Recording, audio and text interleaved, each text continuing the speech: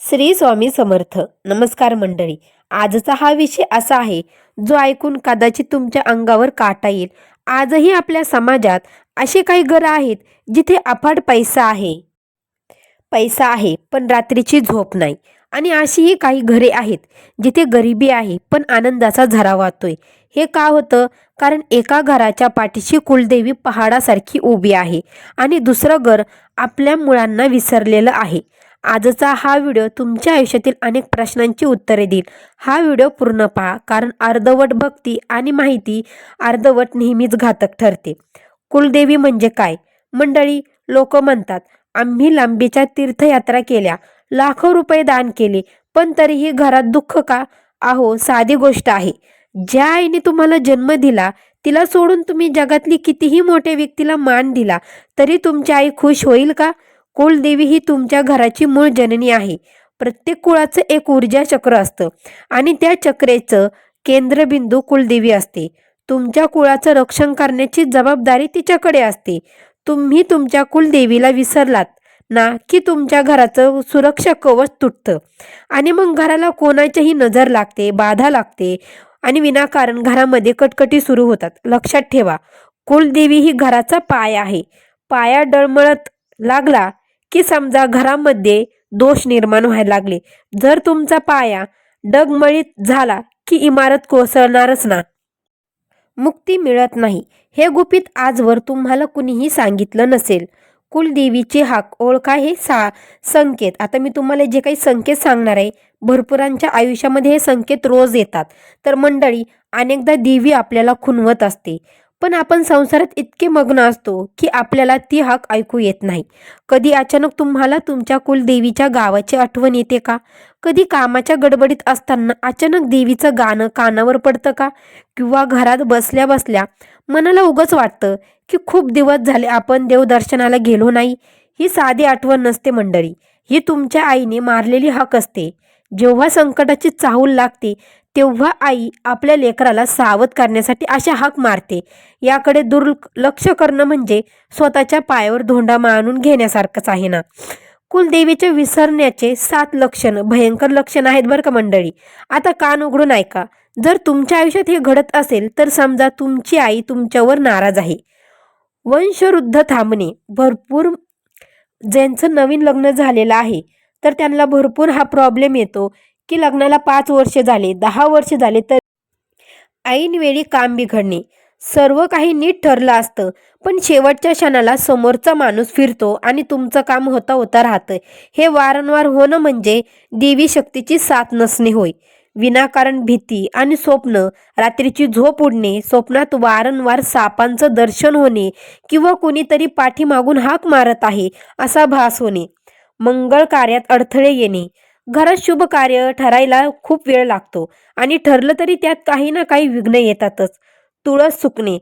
ज्या घरात तुळस सारखी सारखी सुकते आणि देवाचा दिवा लावताना मनाला उत्साह वाटत नाही तिथे समजा देवीची कृपा कमी पडते.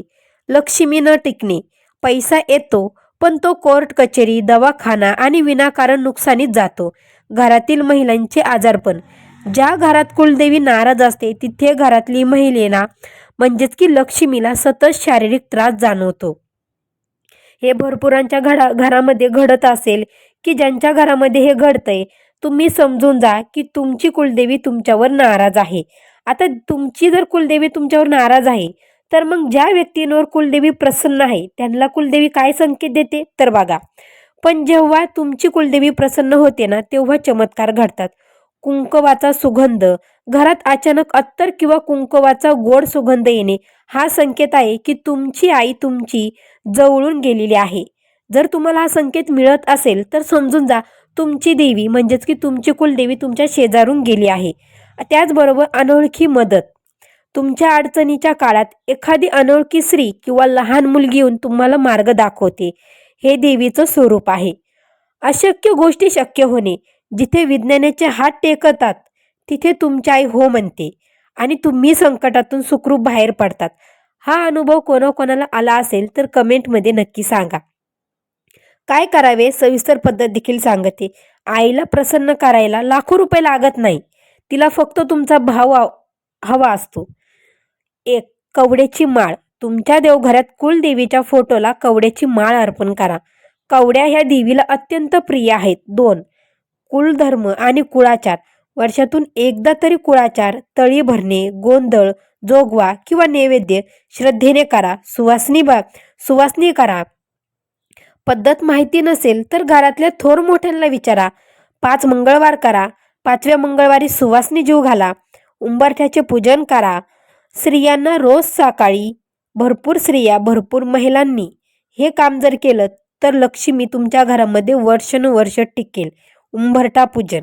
रोज स्त्रियांनी सकाळी उंबरठ्याची पूजा करावी, कारण उंबरठा म्हणजे देवीचं प्रवेशद्वार असतं, जिथे हळद कुंकू वाहिल्याने नकर माफी मागणे. जर वर्षानुवर्ष देवीच्या गावाला गेले नसाल तर आजच देवघरासमोर दिवा लावून मनोभावेने तिची माफी मागा आणि लवकरात लवकर जाण्याचा देखील संकल्प करा. कधी असं झालंय की तुम्ही घरात एकटेच आहात पण तुम्हाला कुणीतरी सोबत असल्याचा भास झालाय. आपण याला योगायोग म्हणतो, पण हा योगायोग नसून तुमच्या घराच्या रक्षण कीर्तीचा संकेत आहे. महाराष्ट्राच्या माती अशा काही शक्ती आहेत ज्या पिढ्यानपिढ आपल्या घराचं रक्षण करत आहे. ही शक्ती म्हणजे आपली कुलदेवी. मग ती कुलस्वामिनी आई तुळजाभवानी असो, जिने छत्रपती शिवरायांना तलवार दिली, किंवा कोल्हापूरची करवीसिनी निवासिनी महालक्ष्मी आई असो, माहूरगडाची रेणुका माता असो, सप्तशृंगी गडाची वडाची देवी असो, कार्ला गडाची आई एकविरा असो किंवा खानदेशीची कानाबाई असो, या सर्व माता एकच आदिशक्तीचं रूप आहेत.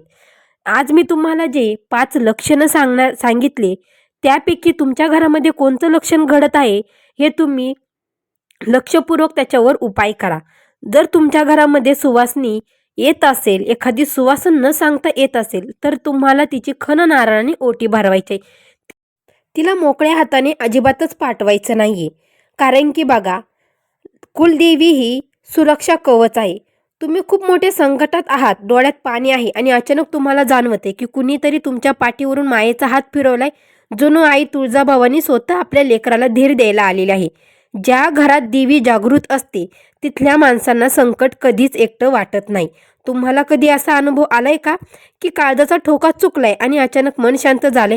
हा स्पर्श म्हणजे देवीचा आशीर्वाद मुद्रा असते. जेव्हा जगाचे सर्व दरवाजे बंद होतात तेव्हा कुलदेवी आपल्या हाताने आपल्या लेकराला कुरळत आणि सांगते, बाळा मी आहे ना, मग कशाची काळजी करतोयस? त्यामुळे कुलदेवीचा आशीर्वाद आयुष्यामध्ये खूप मोठा आहे, कारण की कुलदेवी ही आपली कुळाचं रक्षण करत असते. तुमची कुलदेवी जर तुमच्यावर नाराज असेल तर तुम्ही दर मंगळवारी आणि शुक्रवारी दिवा लावा, उंबरठ्याचं पूजन करा, हळदी कुंकवाने लिंपन करा, संध्याकाळी देवापाशी तुपाचा दिवा लावा आणि त्या दिव्यामध्ये 2 लवंगा टाका. यामुळे घरातील नकर्मता नष्ट होते आणि देवीचा मार्ग मोकळा होतो. कुलदेवीचा मंत्र जप करा. मोठा मंत्र येत नसेल तर श्री कुलदेवताय नमः हा मंत्र तुम्ही 108 वेळा म्हणा. नैवेद्य करा. देवीला सर्वात प्रिय म्हणजे पुरणपोळी आणि कडकण्या. हा नैवेद्य दाखवा, तृप्त मनाने दाखवा. त्याचबरोबर सौभाग्यवतीचा मान राखा. ज्या घरात स्त्रियांचा अपमान होतो तिथे देवी कधीच राहत नाही. कुलदेवीला प्रसन्न करायचं असेल तर घरातल्या लक्ष्मीचा सन्मान करा. सणासुदीला एखाद्या सुवासनीला घरी बोलून तिची खण नारळाने ओटी भरा. त्याचबरोबर कुलाचा कुलाचार पाळा. सगळ्यात महत्त्वाचा उपाय म्हणजे तुमच्या घराचा कुलाचार वर्षातून किमान एकदा तरी सहकुटुंबा आणि कुलदेवीच्या जिथे जाऊन देवीची ओटी भरा आणि आपल्या पूर्वजांना सुरू ठेवलेली परंपरा गोंधळ, जागरण गोंधळ किंवा बोडण खंडित होऊ देऊ नका, कारण की मूळ घट्ट असेल तरच फांद्या फोपवतात. त्याचबरोबर देव लांब नसतो, तो आपल्या श्रद्धेत असतो. आज या क्षणी मनोमनी तुमच्या कुलदेवीची माफी मागा आणि तिला सांगा, आई आम्हाला सांभाळून घे. तुमची जी काही कुलदेवी असेल तिचं नाव कमेंटमध्ये नक्की लिहा. आई तुझा